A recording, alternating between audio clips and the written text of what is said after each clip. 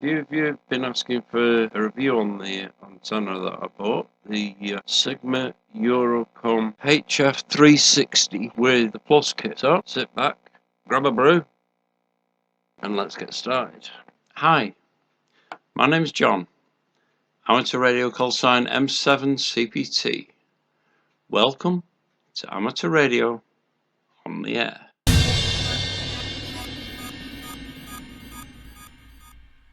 In the first two videos that I've done about this antenna, first one was when I was purchasing it. Ultraforce 351 mentioned that it had one previously and that he'd managed to melt the balun using 80 watts on FT8. When I asked him about it, if he'd contacted anyone, he did say he contacted them and they said that for digital mode this antenna should be used at a 25 watt maximum.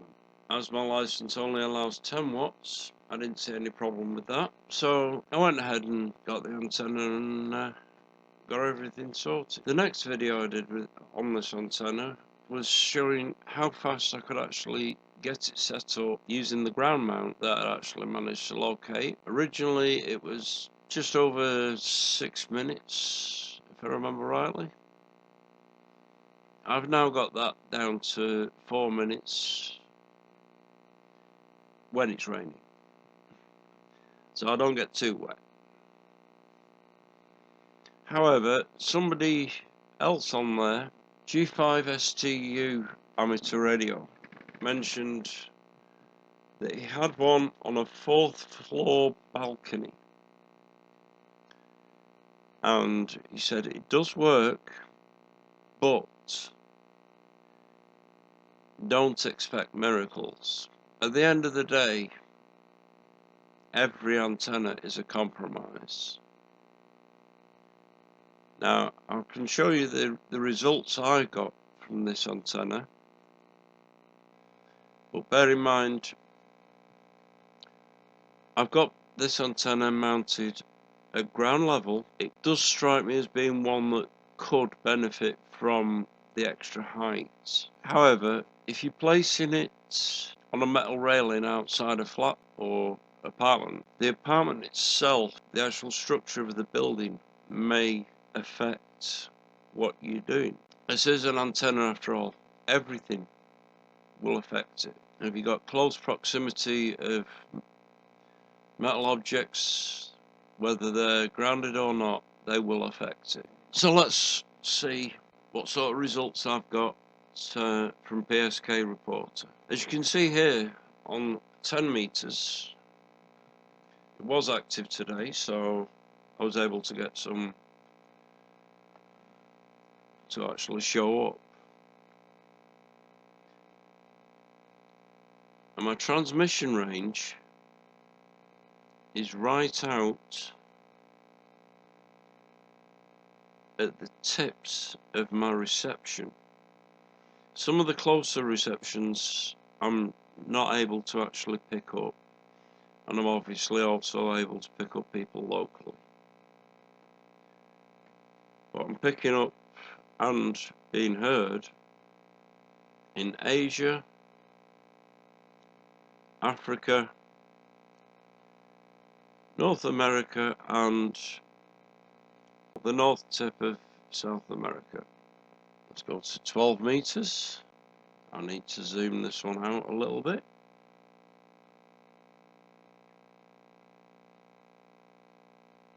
Quite a bit more.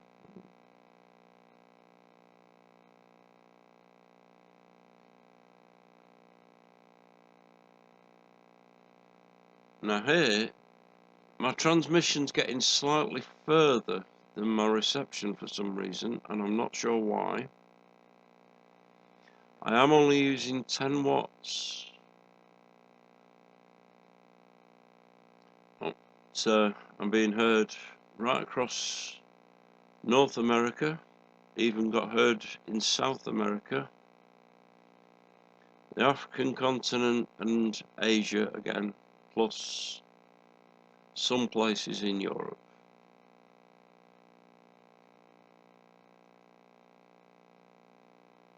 and on 15 meters, well, it appears to be similar range. I am getting heard and hearing North America, Asia, South America. I'm even being heard in South Africa, although I couldn't hear them. 17 meters is one of the few bands where it doesn't actually need tuning that much.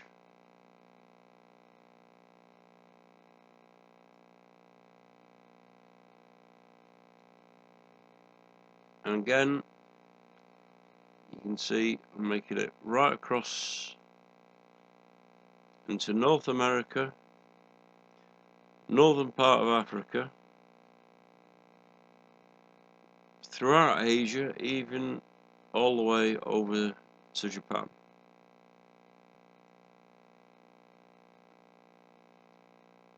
"20 meters, I found that I don't actually need a tuner at all on 20 meters. So it is actually resonant on 20.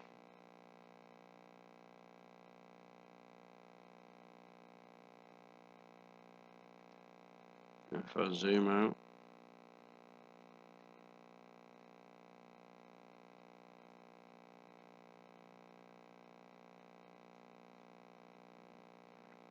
I've had to zoom out quite a bit, so you are actually seeing North America over here as well. You can see I'm getting pretty much every continent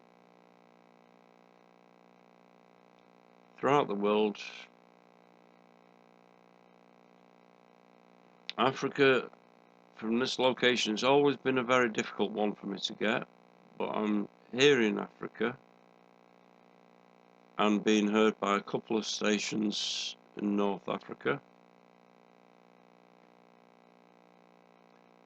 Heard and received both in South America and Australia, across as far as Japan, throughout Asia. It's quite a good band for me. 30 meters. Again, I had to start switching back to using the tuner. As you can see, on 30 meters, I was still getting out North America, even down into Australia, and I have actually got a contact down there. It's just not showing up on the map at the moment. But if you look at Europe, it's pretty much blanketed, so almost everywhere in Europe is fairly easy for me to get.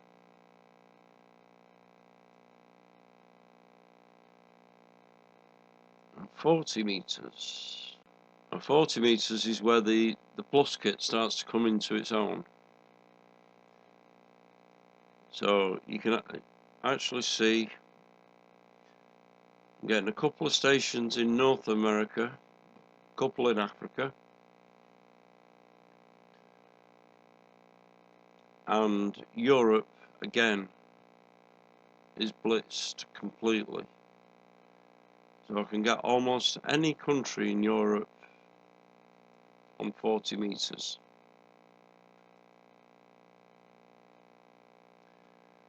And 60 meters my license doesn't allow me to have, so I couldn't check that. And the only other band that was open with this antenna is the 80 meter band. Again, I'm getting quite good coverage on the near side of Europe this time. Even though I can hear the far end of Europe, I can't quite reach that distance with the power that I've got.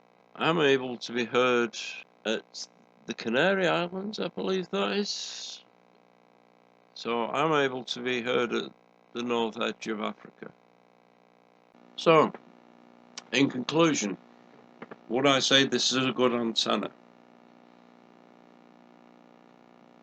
It is for my needs.